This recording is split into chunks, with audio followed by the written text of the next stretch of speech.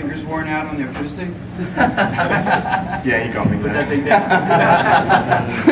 I don't know, it just seems a lot harder. Yeah, it is. Yeah. But at least you can hide behind things on an electric guitar if you mess up. not so much as you just heard on an acoustic. Not so much. This guitar right here is it's the one I keep coming back to. It's a prototype that Paul had built or built. I think he hand carved the neck actually, but it's a prototype to the violin guitars that came out a few years ago, and I just keep coming back to it. It's a friendly guitar to play. It's forgiving, and it's a little bit beat now, but I think that's the way to do it. Not everyone, but some people have this view of PRS guitars because they are so jaw-droppingly beautiful, that they should be polished and kept in a little cabinet, and that's amazing. That's wonderful. But for me personally, they're just the most reliable workhorse guitars out there.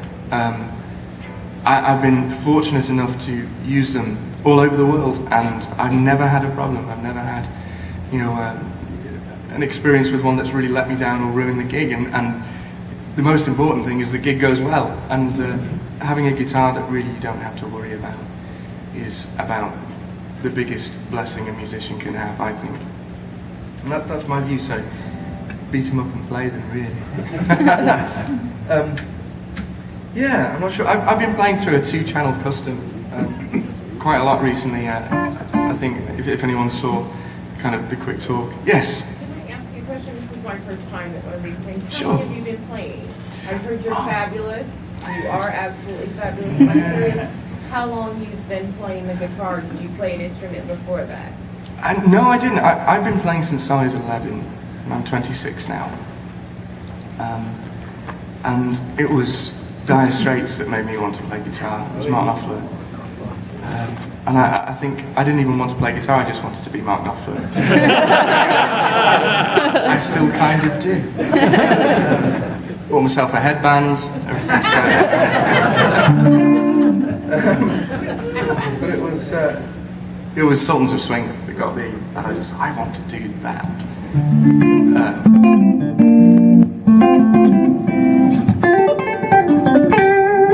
That kind of, that finger picking style.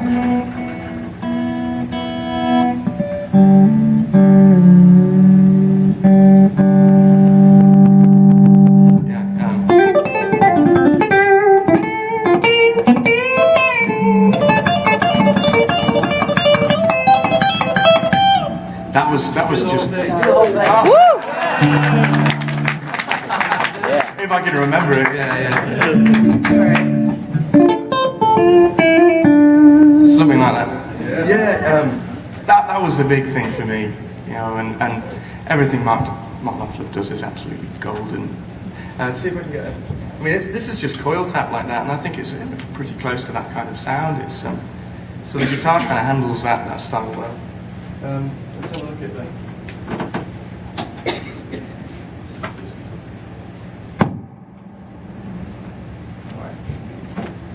And then there was the whole.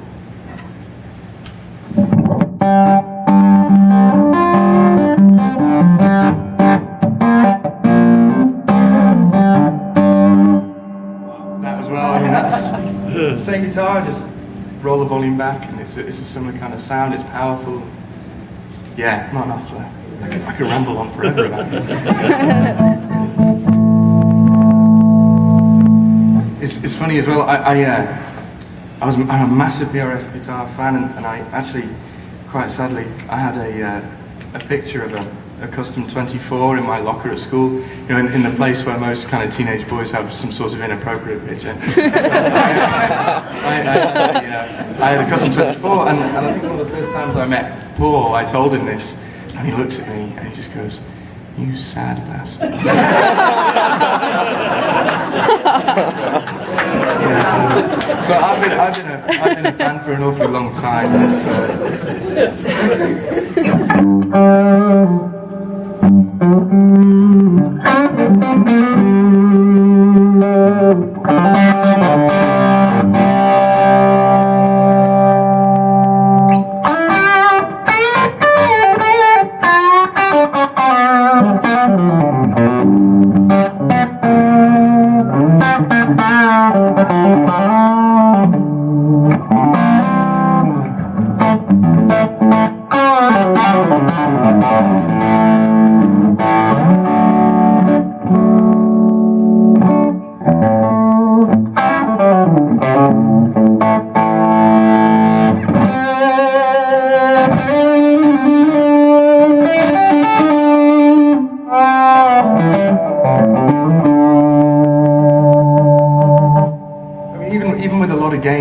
you can hear everything, and that's the nicest thing. And these amps are just astounding. I just feel really bloody lucky to be here. So, When's he putting your name on one? well, what I figured is I'd get you all in a room.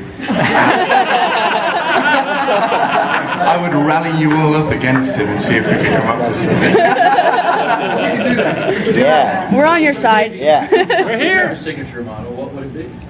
Guitar-wise, you know, I was a little bit involved with the 408 process, Signature Limited, and that guitar is stunning. It's an amazing guitar. It was an honour to be part of that. And I love those ones. So I think I don't know if I'm really terrible at describing things, but the neck shape on this for me is slightly different. I think a friend of mine, Dan, over here, is a fantastic guitar player. He told me the neck has kind of a little less shoulder than a regular kind of pattern neck. So I'd have to have something like that on it. But I don't know. I did like the 408s an awful lot, the coil taps on them. I've just been recording an album and we pretty much used a 408 for most of that. So you can get everything out of it that you need. There's just a fondness for this one, I think, more than anything. I'd be happy just sticking with this. When's your album coming out? I'm really glad you asked that question. Not a plan. No, actually, we're not sure yet. We finished recording it. It's just the really stressful mechanics of putting it out now. Yeah, but hopefully soon I hope to be back out on the road and kind of early next year, and I'm back to playing a lot more. So I need the practice, to be honest. But yeah. Yes. Sorry. For a single coil or humbucker? Different things for different jobs. I've always liked the sound of humbuckers, of other people playing humbuckers. You know, one of the best sounds ever being Clapton on the Beano album with John Mayall, that kind of thing. Just the power. But with other guitars, I felt that I couldn't really control it. You know, I like having the controls really close at hand. So I love that for overdrive, and then for a single coil for the more clean stuff. There's a bit more articulation, and just I prefer the sound of the single coil for that stuff. But yeah, I mean the coil taps on these things are just really amazing. I'm still on the lead channel.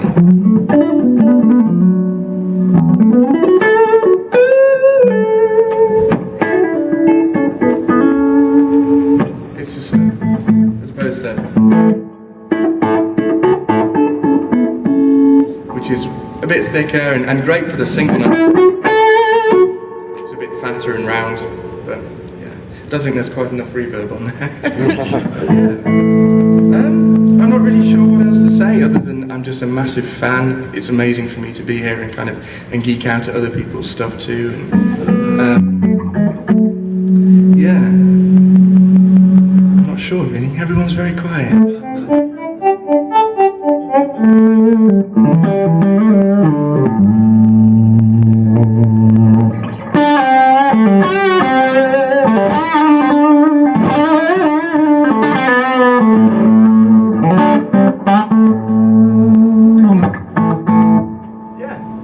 Cheers. Well, thank you very much indeed for coming and for listening to my rambling. What am I playing? Yeah.